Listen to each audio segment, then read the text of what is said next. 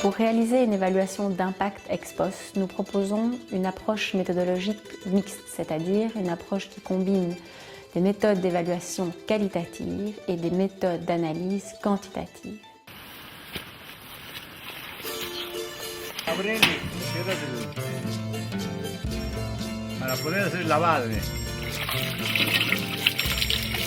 L'approche méthodologique qualitative a pour objectif de comprendre le contexte dans ses multiples dimensions au moment de la mise en œuvre de l'intervention et au moment de l'évaluation. Elle a aussi pour objectif de comprendre l'ensemble des facteurs ou des mécanismes qui ont pu favoriser ou inhiber l'atteinte de certains effets. Pour ce faire, on interroge différents acteurs clés sur le terrain et on collecte des données de seconde main, c'est-à-dire des données existantes auprès de ces différents interlocuteurs. Nous visitons trois types d'acteurs. Les premiers sont des acteurs publics du ministère de la Santé ou du secteur de la santé et du gouvernement régional qui est responsable des politiques publiques dans cette région. Le deuxième type d'acteurs, ce sont les municipalités qui ont un rôle très important à jouer au Pérou dans le développement local et qui ont l'argent pour le faire. Et le troisième type d'acteurs, ce sont les RAS, c'est-à-dire les comités d'administration locaux des systèmes d'eau potable qui sont composés des paysans qui administrent eux-mêmes leur système d'eau potable.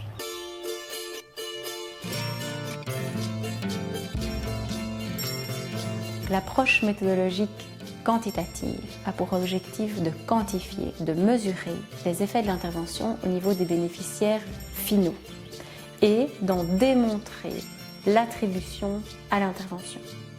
Pour ce faire, on met en œuvre un processus de collecte d'informations de première main auprès de ces bénéficiaires. Vamos a encuestar a testigos, ¿no? Que eso es muy similar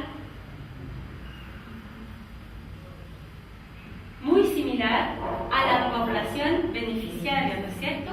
Nous sommes à Mirachi, un village qui a bénéficié d'un appui pour avoir l'accès à l'eau potable il y a 2 ans.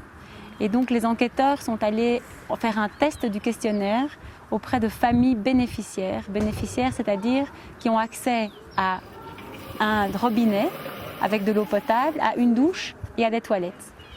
Il y a dans d'autres villages qui étaient non bénéficiaires, d'autres enquêteurs ont été faire des enquêtes auprès de familles témoins, c'est-à-dire des familles qui n'ont pas accès à l'eau potable, mais qui sont pour beaucoup d'autres caractéristiques similaires aux familles bénéficiaires.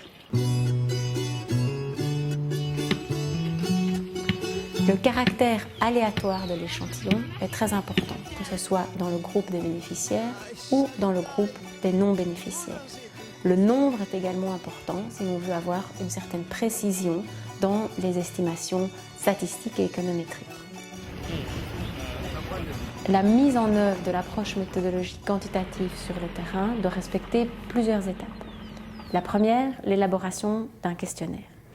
La seconde, la formation des enquêteurs, à la fois au contenu du questionnaire, aux objectifs de l'étude et à l'utilisation des tablettes avec lesquelles ils vont collecter l'information auprès des individus sur le terrain.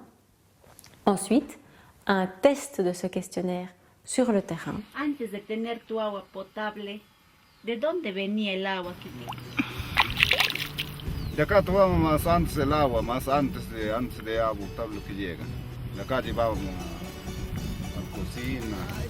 Ensuite, un débriefing de différentes expériences afin de pouvoir corriger et adapter le contenu du questionnaire, afin de capter une information de qualité.